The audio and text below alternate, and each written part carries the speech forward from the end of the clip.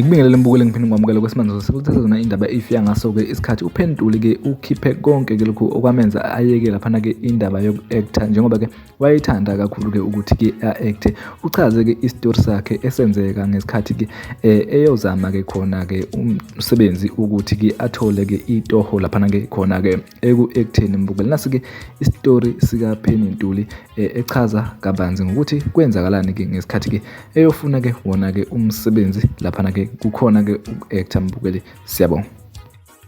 So anyway, mfethu like ngaphatheka kabi because lo muntu ngikhule ngimbuka ngimhlonipha, but izinto indlela ezenzeka ngayo ngathi mengiphuma noma kwenzeka leyanto lwaphela nje mfethu uthando loku-actor lwaphela nya, like nya, phindange ngazama. So what happened was kuphuma i-poster yokuthi kuzoba nama-auditions eThekwini, abantu abafisa ukungena into the acting industry abangene abasondele. So vele mina ngiya ngokuthi mfethu sengiyazi ukuthi ama-extra asebenza kanjani, ama-main characters asebenza kanjani, ngiyazi ukuthi sisifundwa kanjani i-script, usitranslate kanjani. You know, I know the little things that add on to your acting. You know, you can act ngama-facials ungashongo lutho, ama-facial expressions, you can act ngokuphefumula, yabo. So mfethu angimoshele lwababa. So kuphume lama audition, ngihamba nobhuti wami kuSanele, umngani wami, my best friend from high school, who turned into my brother. Sisondela kakhulu because siyayithanda i-acting. Mfethu ngosuku lokuqala hayi nathi sigibeleke, manje mina ngiyahluleka ukuvuka. So sigcine siphume ngo-7, masifika laphana it was past 7, 7:45. Sitshela ukuthi sifike early kanti eyibosi ulanda umudu line. Sagcine singa-auditionanga-ke ngosuku lokuqala, kodwa sagcine sifikile ngasesicabheni. So base beyasitshela ukuthi ngoba besenila, mase nifika ngakusasa ngicela ukuthi menifika nize ngaphambili, yabo, cause nini nigcinile. Sifike second day, sifike ngabo past 6, still bese si late, yabo. Ngasaba mfethu ukusho ukuthi phela ade ngila izolo kuthiwa yabo mfethu ngasama-ke kulayini, kwathi ngabo 4 sagcine sesifikile-ke phambili. Sama sesifika sebeyasho ukuthi hawu, you guys have been here all day. Sathi yebo, but hawu anishongo ngani ngoba ngabe nilokhu njanile ni audition ekuqala ekuseni. Sathi siyaxolisa besisaba. So sa audition-ke and they said you're through to the next round. We were excited. So kanti le QC kuyona izoshesha iphele, second round uqala vele sisakhona kwathi was audition. Za audition I think saphuma ngabo 8, sesigijimela ukuthi sikhave taxi-ke manje ekhaya. Mes audition ekuthiwa sifike futhi ngakusasa siqhubeke la sigcine khona. Hayi sifike siqhubeke la sigcine khona. Ama audition kashesha phela ngabo 2. Sithi sisetaxini hayibo ku WhatsApp wami because manje after the second round khona iphepha obunikwa lona. Leli phepha obunikwa lona bubhala igama, isibongo, uhlalaphi, bengisahlala eMlazi, uhlalaphi, inamba yakhe ithini. Hayi ngishiye konke lokho yabo. Hayibo akuphelanga nesikhathi singakanani ngithola uWhatsApp mfethu. Kanti manje menguthola lo WhatsApp, it is this actor guy, and I was starstruck, man. I was shocked. I'm like, did he just personally contact me? Yebo. Ngitshengisa uSanele ngithi Sanele nabo bengithinta yabo mhlawumbe nawe sebezokuthinta.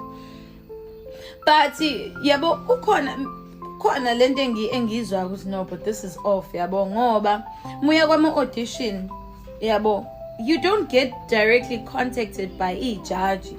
Ucontactwa i-production, yabo. So ngitshela ukuthi since judge mhlawumbe khona nesikhundla thizena siphethe, maybe it's part of production angazi, but I'm just excited mfethu ngiyingane nje mina, I'm excited ukuthi yazini ngiyaphopa-ke manje. You know, I'm like, this is me kickstarting my acting career. Hey. So athi hey Penny, I hope you're well. Siyaphila nathi baba ninjani? Naye siyaphila. Athi don't call me ubaba, nguntanga wenu mina. Hayibo, ngibe nalokho ukuthi hayibo untanga wethu kanjani lo muntu ngikhule ngimbuka emdala ngaka. But you know, ngiphume nje lapho because mina my focus is me securing that acting career. You know, this is my breakthrough, so this is not the time for me to ngiphendule snacks. It was amazing seeing you. You know, ngumuntu waseGoli, but I've seen a lot of beautiful things here in KZN.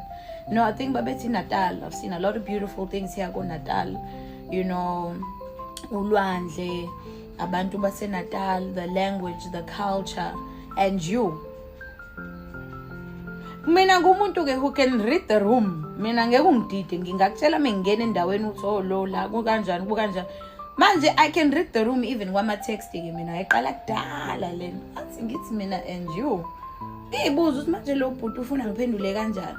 Ngithi mina ngitwist lento ngithi mina hopefully you're going to see all that beauty on screen soon enough if this comes through or if this goes through yabo. Sengimbuyisela ekutheni I hope lo buhlo kubona la eNatal. Me ukuthi nami ngiyabaleka lapho I hope uzongibona nase screenini maduzana. Yabo phela nami ngiyamtshotha yabo phela make the right choice fethu. Izinto zami yikhaya. Athi uhlalaphi ngithi mina ngihlala eMlazi. Masethi nami basibhukhele khona la ehotela eLazi. So I think it was a Central Hotel. I think wakusekhona Hilton. Yeah. Athi bambhukhele Hilton. I think it's noma Southern Sun. Between those two, kodwa he was by the beach because wangishuthela isithombe ebuka ibeach ngithi mina that's very nice. Athi bangibhukhele la ngithi mina that's very nice sengishuthela ibeach. Yabo. Athi hey wathi lo baba ngimina hopefully you'll make it to screen if you can make it to my room tonight. Ngafunda kwezami ukuthi la kuthiwa wozovula imlenze ukuze uthole lo msebenzi. Mfethu ngiseteksini ebuyele eMlazi yathi idlule eMega City ngafunga ngagomela ukuthi indaba yokuactor never again. Ayibo, that's why nje mfethu lo ababa ngibulalela iphupho lami lokuthi ngifuna ukuactor and ngabona ukuthi yabo imlenze yami ngivula la ngiyohlezi ngivula imlenze yami ukuze ngenze izinto noma ukuze izinto zami zenze ngashiya phansi. And that's why I think kwangisiza kodwa that's why izinto zami ithe zathatha isikhathi eside ukuthi ikhanye noma ivuleke because I refuse ukuthi ngilale. Because the thing is masukhuluma nezingane nje osijwayele ukubizwa ekoleni kuthiwa sambe sokhuluma nezingane. Masukhuluma nezingane zesikole ubatshela ukuthi wena ufike kanjani la khona uyothini. So nje even with people coming in the industry abasha ngisho ngimina ngiyisengingekho kwi acting industry. Bathi kulabo abangena kwi industry muhlangana nomuntu othi kumele kwenziwe lento